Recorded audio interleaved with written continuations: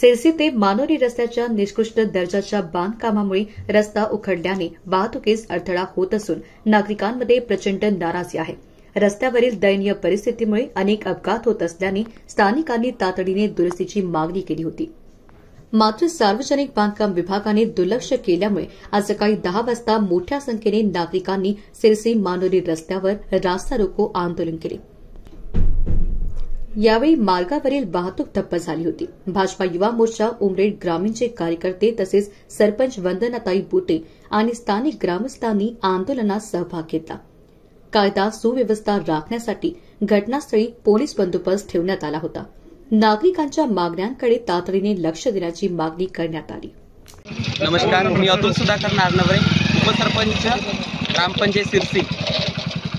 वेळोवेळी ह्या रस्त्याचा पाठपुरावा करण्यासाठी संबंधित विभागाकडे आपण मागणी केलेली होती। तसेच काम झाल्यापासून 15 दिवसांमध्ये ह्या रस्त्याचं पूर्ण निकृष्ट दर्जाचं काम उघडकीस आलं।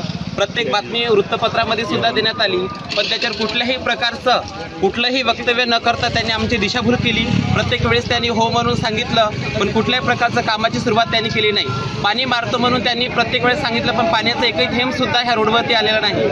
इथून रोडवर जाताना आमच्या शाळेतले मुलं, शाळेतल्या मुलं शेतात जाणाऱ्या महिला यांना खूप त्रास होत होता आणि जीवहानी होण्याची इथे भीती निर्माण झाली होती। प्रत्येक वेळेस त्यांना सांगूनही त्यांनी कुठल्याही प्रकारचं मार्गदर्शन अथवा कुठल्याही प्रकारची इथे मदत केलेली नाही आणि शेतकऱ्यांच्या नुकसान इतकं प्रमाणात झालेलं आहे की कापसाचे बोंड सुद्धा काळे काळे पडलेले आहेत आणि आता कापूस तर झालं, पण काही शेतामध्ये चण्याची पेरणी झालेली आहे, तर ती बाहेर येण्याआधीच अशी पूर्ण निकृष्ट दर्जाची होऊन झालेलं आहे।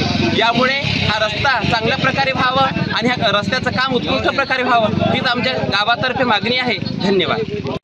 नमस्कार, मी मनोज दांदडे व समस्त सिरसी, कोतली, किनाडा, केसलापूर, मानोरी या समस्त गावातील ग्रामवासी आज इथे रास्ता रोको आंदोलन, जे की सिरसी ते मानोरी रस्त्याच्या अतिशय खालच्या दर्जात किंवा निकृष्ट दर्जाच्या झालेल्या कामासंदर्भात जे लोकांचे हात बेहाल होऊन राहिले, जे समस्त नागरिकांचे हाल होऊन राहिले, त्या संदर्भात आज इथे रास्ता रोको आंदोलनची भूमिका आज आम्ही सगळ्यांनी इथे मांडलेली आहे। विषय असा आहे की 2 महिन्यापूर्वी हे काम झालेलं होतं, कामाचं नवीन टेंडर झालेलं होतं। काम झाल्यानंतर डांबरीकरण झाल्यानंतर लगेच 15 दिवसात या रस्त्याची अवस्था एकदम निकृष्ट दर्जाची झालेली होती। त्यामुळे आम्ही तेव्हाही प्रशासनाला कळवलेलं होतं की अशा प्रकारचं आज खालच्या कोणतेही क्वालिटीने वापरता निकृष्ट दर्जाचं काम झालेलं आहे। तर त्यांनी आम्हाला सांगितलं की बस आम्ही येत्या दसऱ्याला हे काम चालू करणार, लेबर नाही आहे, त्यानंतर पूर्ण रस्ता उघडून आम्ही हा नव्यानं रस्ता करणार। त्या हिशोबाने आम्ही त्यांच्या आश्वासनावर ठाम राहिलो। त्याच्यानंतर दसरा झाला, दसऱ्यानंतर दिवाळीचं त्यांनी आश्वासन दिलं। दिवाळीनंतरही त्यांनी काम काही सुरू केलं नाही।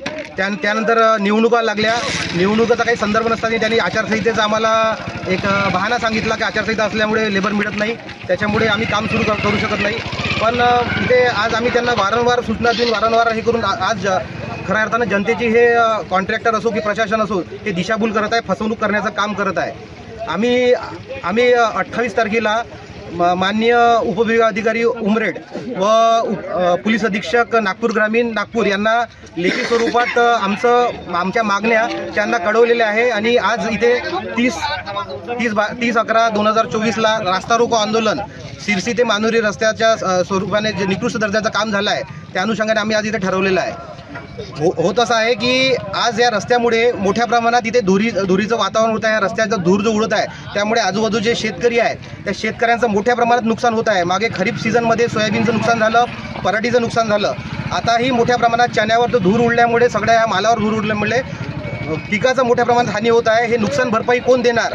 आज यामुळे आम्हाला हे टोकाची भूमिका घ्यायला लागत आहे की प्रशासन आणि कॉन्ट्रॅक्टर हे वारंवार जनतेची फसवणूक करत आहे। त्यामुळे आज आम्ही इथे सर्व सामूहिकरित्या आज आम्ही इथे आंदोलनाची भूमिका आणलेली आहे। धन्यवाद।